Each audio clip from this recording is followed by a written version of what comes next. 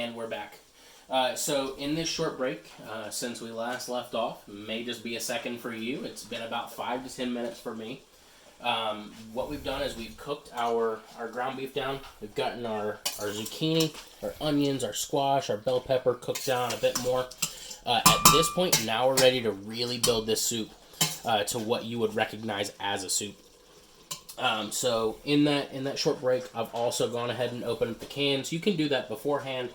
You can do it right when you're about ready to add them in. It's really up to you. Again, this is about a single can's worth of corn. We're going to take all the juice and everything, pour it right on in. That juice is flavor. You really want that. This is just what I had left over from dinner the other night. Spice it up with a little bit of salt, pepper, and maybe garlic and onion. I can't really remember, but all flavors that are great to go in here. Next, we've got our crushed tomatoes. We want about a 28-ounce can or a little bit less. It really honestly just depends on how much you're planning on making. We're going to leave this just like this because we're going to end up adding a little bit of water to this. We really want to get all that tomato out of that can. We're going to go in with our diced tomatoes. We're going to go with our petite diced tomatoes with our green chilies. It's going to, again, add a little bit of heat, not too much to be unbearable, but really great flavor. Got about 2 cans of that. Again, this is just my size pot of soup. If you're making smaller, maybe go with 1 can, maybe a half a can. Really just depends on you. And here we are. I've got this hominy. I'm actually going to drain this. I didn't show you that, but this is just a little bit thicker of a liquid. The hominy's already pretty starchy as is. And this will be thick enough. So we really don't need this liquid. So I'm going to drain that off. And then we're going to go straight into our pan with this. Well, can't get that lid, but the hominy will get it. So there we go. There is all of our canned items. Again, we're going to empty this out with a little bit of water. Going to get that nice and clean in there. We're going to go in right like that. And so with any pot, any pan, I really like to stick with the rivets on the inside of the pan are a great method of measurement. Anything above that, and when you stir, you're kind of going to be slopping things out of the pot. Right there at the rivets is a great spot to stop with things. So we need just a little bit more water. That'll be good right there. We'll recycle those here in a minute. Again, now here's where we start with our spices. So we've got the bouillon cubes. I'm going to go in with 3 of those. Again, that was a beef bouillon cube just to add a little bit more meatiness, a little bit more flavor. It does bring in a little bit of salt, so be careful with how much extra salt you add to this now. Always be cognizant of what you're adding and how much of it you're adding. I don't usually use measuring spoons, but starting out, I would highly suggest using it, just because it's going to give you a nice balance, and you may not accidentally just spill the whole jar of whatever spice you're using. So I'm going to go in with garlic. I'm going to go in with a whole tablespoon of that. I really like garlic. And in the grand scheme of things, this whole big pot, that's not too much. I may actually do 2 of those just for that nice garlicky flavor. So we've got 2 tablespoons of that. We're going to go with our onion powder next. We're going to go 1 tablespoon of onion powder. And again, you may be looking at this and saying, my goodness, that is a lot of spices. But it's really not. You're flavoring an entire pot of different foods. So you've got water in there, you've got tomatoes, you've got beef, you've got different kinds of veggies. Really don't be afraid to use the spices that you have. This cumin here, I would actually like probably a little bit more than what I've got on hand. But again, this is what I've got on hand. I've got about a teaspoon worth of cumin, so that's what we're going to go in with. It's not going to hurt anything. It's not going to ruin the dish. It's still going to be a great taco soup, just because, even if I don't have enough cumin, it's really okay. With the chili powder, again, be careful with this. This can light you up. So I'm going to go in with about a teaspoon of that as well.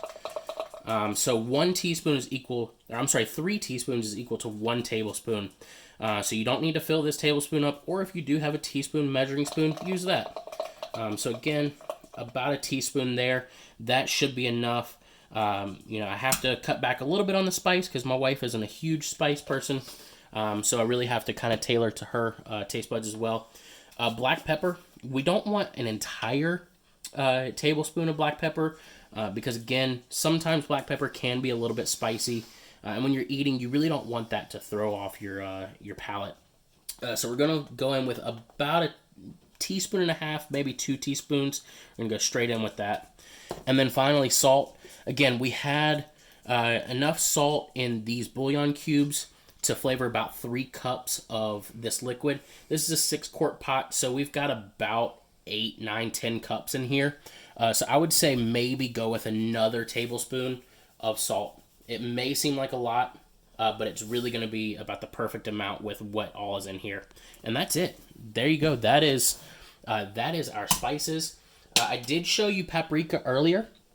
You can absolutely go in with this if you want a little bit extra spice, or not spiciness, smokiness. It's really great. There's different kinds of paprika as well. There are brands of sweet paprika, or types rather, not brands. You've got sweet paprika, you've got smoky paprika, you've got a little bit of a spicier paprika sometimes. This one's just kind of your run-of-the-mill, kind of medium level, if you will. It's a little bit smoky, it's a little bit spicy, it's a little bit sweet. It's just kind of right in the middle there.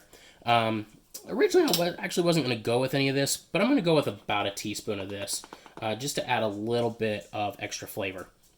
So there we go. There are our spices, just straight on top. And from this point, you're really just going to cook it down. You know, I've got this lemon juice here. We can go in with this now, or we can finish with this. A lot of your acids that you're going to use in soups generally go in towards the end. So I'm not really going to put it in right now. I'm going to wait towards the end to put that in. I may have said lemon juice earlier. It's actually lime juice. Lime juice is a little sweet. It can be bitter sometimes, but this brand particularly is a little bit sweet. So keep that in mind as well. You know, taste your ingredients first. I'm familiar with all my spices, all of my herbs, all of my cans and these liquids. I know that this runs a little bit sweet. I'm fine with that, but I don't want to put too much.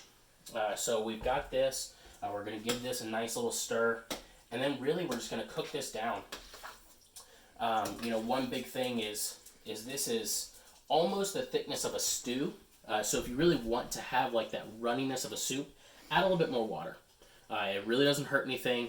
If you add a little bit more water, keep in mind that the more water you add, the more you're diluting your flavors. So you may need to touch the spices up just a little. But this is going to be great for right now.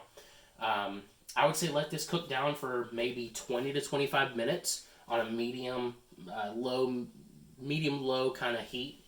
Just let it really marry those flavors. And then once it's done, you're ready to plate. And then at that point, we go in with our garnishes. Tonight, we've got some cheese, which is always a great accompaniment to tacos.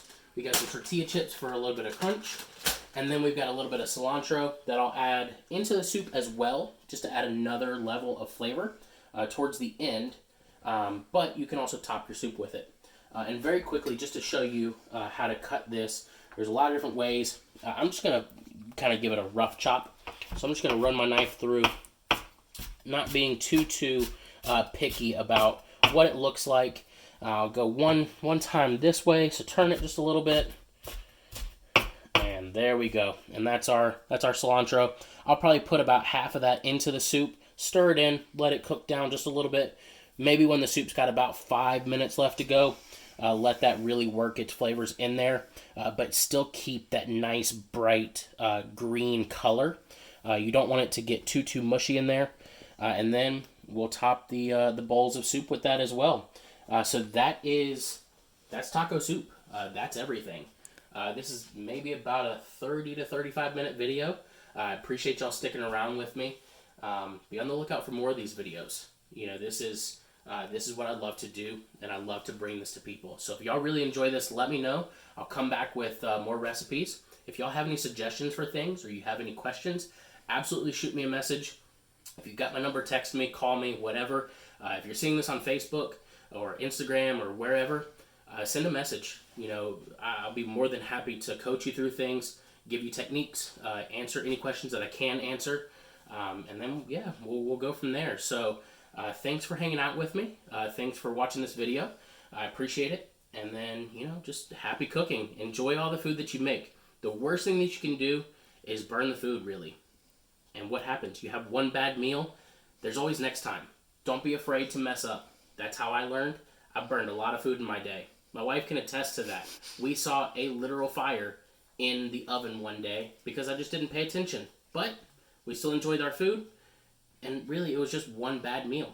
So keep cooking, get comfortable in the kitchen, and really like what you're doing. Thanks, guys. Bye.